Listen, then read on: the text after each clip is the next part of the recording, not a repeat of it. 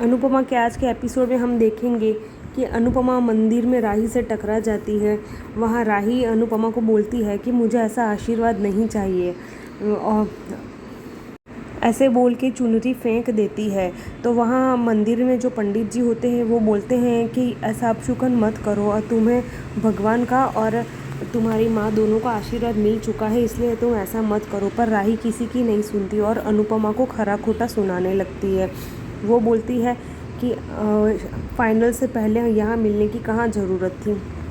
तो अनुपमा बोलती है मुझे थोड़ी पता था कि तुम इसी मंदिर में आई हो और वो भी इसी टाइम जब हम आने वाले होते हैं।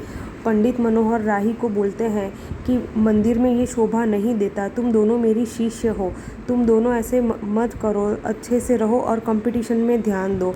ऐसे करने से अपने कंपटीशन से भटक जाओगे। तुम ये झगड़ा यहाँ मंदिर में करते हो शोभा नहीं देता, इसलिए तुम प्रैक्टिस करो और वहाँ एक दूसरे को हराओ। पर राही को ये बात समझ ही नहीं आती। राही फिर से अनुपमा को बुरा भला सुनाने लगती है और बोलती है कि यहाँ इतने मंदिर थे तो इन सब मंदिर में से यहीं आने की कहाँ ज़रूरत थी। तो अनुपमा बोलती है मुझे नहीं पता था कि इस टाइम इसी मंदिर में तुम होगी। पर राही ये बात सुनती नहीं। फिर ख्याति और पराग भी अनुपमा को सुनाते हैं कि तुम फिनाले से पहले यहाँ क्यों आ गई। फिर अनुपमा बोलती है कि फ़िनाले में तो यहाँ है, तो वो मेरे हाथ में नहीं था कि फ़िनाले अहमदाबाद में होने वाला है। मैंने डांस कंपटीशन वाले को नहीं बोला कि फ़िनाले अहमदाबाद में रखो। और पराग बोलता है कि अहमदाबाद में तुम आई ही क्यों। मोटी भाभी बोलती है कि तुम क्यों आई अहमदाबाद में। तब अनुपमा बोलती है अहमदाबाद में मैं जन्मी बड़ी हुई, यहाँ मेरी शादी हुई, मेरे बच्चे हुए। अहमदाबाद मेरा भी है, ये सिर्फ आपका या किसी का पर्सनल नहीं है, इसलिए आप ऐसा तो नहीं बोल सकते कि अहमदाबाद तुम क्यों आई हो। और मैं अपनी टीम को जिताने के लिए आई हूँ, ना कि मैं किसी को हराने के लिए। तब माही उसकी मम्मी पे ब्लेम करती है और बोलती है कि अब आपका पाला आपकी 3 बेटियों से पढ़ने वाला है। मैं भी इस टीम में हिस्सा ले रही हूँ और आप 3 बेटियों को कैसे हराओगे मैं भी देखती हूँ। तब अनुपमा बोलती है कि टीम में तुम तीनों बेटियों हो या तुम्हारी पूरा परिवार हो, मुझे किसी से कुछ लेना देना नहीं है। और चैलेंज एक्सेप्ट हो जाता है कि जो हारेगा वो नाक रगड़ेगा। ख्याति ऐसा बोलती है कि जो टीम अगर अनुपमा की टीम जीत जाती है तो वह लोग उनके लिए तालियां बजाएगी, पर अगर अनुपमा की टीम हार जाती है तो अनुपमा को नाक रगड़ के सबके सामने माफ़ी मांगनी पड़ेगी। तब सरिता ताई बोलती है कि अगर राही की टीम हारती है तो ख्याति बोलती है तो फिर राही नाक रगड़ के माफ़ी मांगेगी।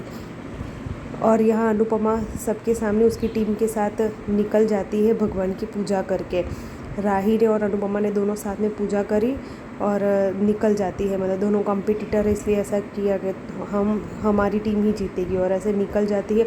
यहाँ अनुपमा मंदिर से निकल रही होती है, फिर कोठारी परिवार भी वहाँ से निकल जाता है और उसी टाइम अंश और प्रार्थना उस मंदिर में एंटर कर रहे होते हैं और भगवान को बोलने आए हुए होते हैं कि हम शादी करेंगे। यहाँ टिकट बेच रहा होता है अनुपमा से मिलने के लिए और अनुपमा से अपॉइंटमेंट लेने के लिए सबसे पैसे वसूली करता है और बोलता है कि मुझे अमीर बनने से कोई नहीं रोक सकता।